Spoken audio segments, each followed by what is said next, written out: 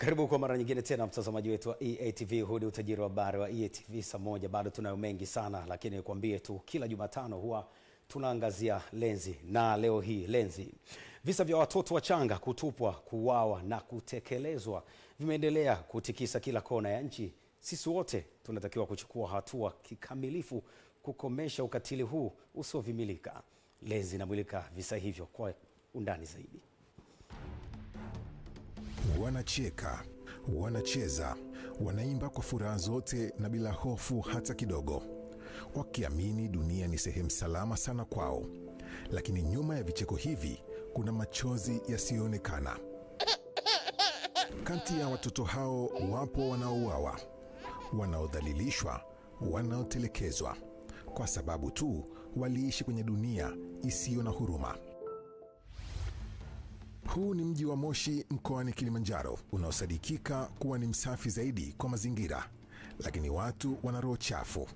Hapa ulipatikana mwili wa mtoto mchanga wa kiume unaokadiriwa kuwa na umri wa siku moja tu, ukiwa umekutwa umetupwa kando mwa daraja la Makini. Wakazi wa eneo hili wanasema ni tukio la tatu kuonekana katika eneo hili ndani ya miezi michache tu. Hasa kina dada wanafanya matukio, na wengi ni wale wa wasichana ambao wakai na wanaume wanaomba kuzunguka tu mtaani. Kwa mama tuwe na huruma, tunasema baba ana roho mbaya, hawana roho mbaya, sisi tuna roho mbaya zaidi. Hapa zinatajwa sababu tofauti, mojawapo ikiwa ni uwepo wa zahanati bubu. Mambo haya yanatendeka hususan na madaktari wetu wa mtaani wanachangia. Tunaiomba serikali wakaelishwe chini, madaktari wa mtaani waweze kuelimishwa. Wanatuumiza, wanaumiza jamii, kwa sababu huyo aliyotupwa hapo itawezekana ndo alikuwa tegemezi la huyo mama. Ndio kanangu kakike pekee. Geita nako kilio kimeendelea. Mtoto wa kike wa umri wa miaka 7, Margaret Dixon, amepatikana akiwa amefariki dunia baada ya kupotea kwa siku 6. Siku ya mwisho alionekana akienda kucheza na marafiki zake, bibi yake akitegemea atarudi, lakini hakurudi tena akiwa hai. Akawa naambia hivi, bibi nataka niende na mimi kacheze na wengine. Kumwambia hivi, nenda kacheze, lakini uwahi kurudi. Ukichelewa nitakukutana na kiboko. Kakaniambia bibi, sina nini, sichelewi kuna kuja. Ndio kanangu kakike pekee. Nakapenda ndio hivyo. Daktari wa hospitali ya manispaa ya Geita anasema mwili wa mtoto ulikuwa umeharibika vibaya, ishara ya mateso makubwa kabla ya kifo, kwa maana ya kuwa ameuawa mtoto Margaret. Tumeshindwa, ni mtoto wa kike, huwa tunaangalia vile kama kuna ishara za labda za kubakwa, kufanyaje, lakini tumeshindwa hata kuna nini, maana nifunza kila mahali, mwili umeharibika kabisa. Inatia uchungu. Lenzi imerudi tena kaskazini mwa nchi, na sio kwingine bali ni Kiteto mkoani Manyara. Mtoto mwingine amezaliwa, lakini badala ya kushikwa kwa upendo ametupwa akiwa hai kwenye kichaka eneo la mafichoni Kibaya Kiteto.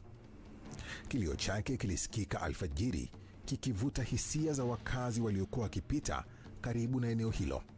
Mwanamke mmoja kwa ujasiri na huruma akamchukua mikononi mwake, mtoto wa kike mwenye uzito wa kilo 3.5, mzima wa afya kabisa. Kama sijajua nini matarajio yake, nini amefikiria, kwa sababu kuna mama wengine wapo ndani ya ndoa, wako nje ya ndoa, wanahitaji watoto, wanatafuta watoto kwa na uvumba. Taarifa kutoka kwa mwanalenzi Mohamed Chumvi zinasema tukio hili limewashangaza wengi, hadi limewavuta watu zaidi ya 20 kujitokeza kuomba kumwasili mtoto huyu. Kuna watu wanahitaji watoto. Hata mimi kama sheria zingekaa vizuri na taratibu kukamilika vizuri, ningeweza kumchukua huyo mtoto.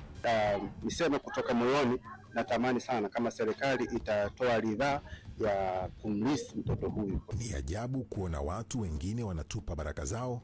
Huyu mtoto ni zawadi, si mzigo, anasema afisa ustawi wa jamii wa Kiteto, Jacqueline Barongo. Tukiwa kama ofisi mpaka leo bado tunaendelea kumwangalia huyu mtoto. Tulitamani hata tumsikie mama yake amefika, amekuja, aseme jamani, mimi ndio niletupa mtoto. Hata kwenye giza bado kuna nuru ya utu. Matukio haya yamewaibua wanaharakati wa masuala ya wanawake na kutaka elimu zaidi kujitambua itolewe kwa wanawake. Nafikiri kitu ambacho kinapaswa kufanyika, cha kwanza kabisa, wasichana na wanawake wanapaswa kupewa elimu inahusiana na masuala ya afya ya uzazi. Nitaongezea na kujitambua. Mimi ushauri wangu mkubwa ni kwamba jamii nyingi uelewa bado ni mdogo. Ukiona umeelimika sio kama ambavyo ameelimika mwingine. Na unakuta hizi sababu nyingi zinatokea kwa sababu wasichana wengi unakuta labda sio kwamba walikuwa wanataka, labda ni mara moja ile amejaribu. Na hisi changamoto iko kwenye masuala ya cha kwanza kabisa masuala ya uchumi. Unakuta mtu anapata ujauzito na hayuko tayari kumlea mtoto, so anajifungua, then anaona kuliko endelee na gharama za kumlea mtoto, ni bora afanyeje, bora amtupe mtoto au bora amwache. Na hisi ni wanamwacha mtoto kwa muda mrefu mpaka mtoto anapoteza maisha, kwa mtoto anakuta amekufa. Wengi wanatoa mimba, wengine wanatupa watoto. Ungekuwa wapi mama yako angekutupa enzi hizo? Haya si maneno yangu mimi Mwanalenzi Exaudi Mtei. Maneno haya yalitokana na mwanamuziki AY akiwa na Lady JD. Wimbo huu unaitwa Machoni Kama Watu. Sikiliza mashairi yake halafu tubakie hapa mkoani Manyara. Mwanaume mwenye miaka 30, Paul Mao, amehukumiwa miaka 20 jela kwa kumdhalilisha mtoto wa miaka 3. Alichokifanya sasa ndugu Paul ni amemuingiza uume wake mdomoni huyu mtoto wa miaka 3 asiye na nguvu za kujitetea. Chanzo nini?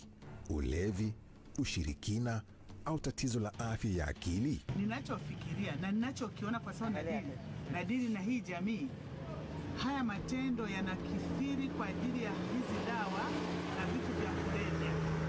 Mfano, uvutaji wa bangi, madawa haya mengine ya kulevya, milungi, pombe, hizi pombe kalikali hizi. Sasa hivi sisi kama wazazi, namna ya kuwalea watoto hatuwezi. Sasa hivi watoto wanalelewa na TV pamoja na watu wengine huko nje. Machoni kama watu, moyoni hawana utu. Hamisi Abdalla mwenye umri wa miaka 42 na yeye amehukumiwa miaka 6 jela kwa kumkata masikio mtoto wa jirani kwa kosa la kuiba yai moja la kuku. Swali linabaki, je, tumepoteza utu wetu kiasi gani? Si serikali pekee yenye wajibu, ni mimi, ni wewe, ni sisi wote.